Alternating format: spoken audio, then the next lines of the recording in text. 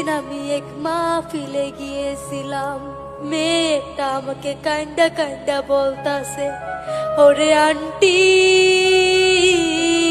আমি জীবনে অনেক বড় ভুল করে ফেলেছি। তখন আমি জিজ্ঞেস করলাম, কিরে মা তুই এমন কি ভুল করে ফেলেছিস যার জন্য তুই কান্দা কান্দা বলতাছিস?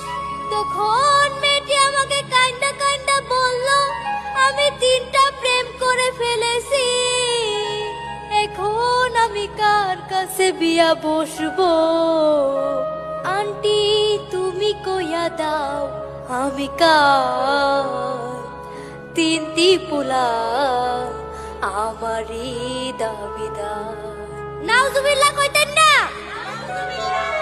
তখন আমি মেয়েটিকে জিজ্ঞেস করলাম, কিরে মা তুই 3টা প্রেম কেন করলি?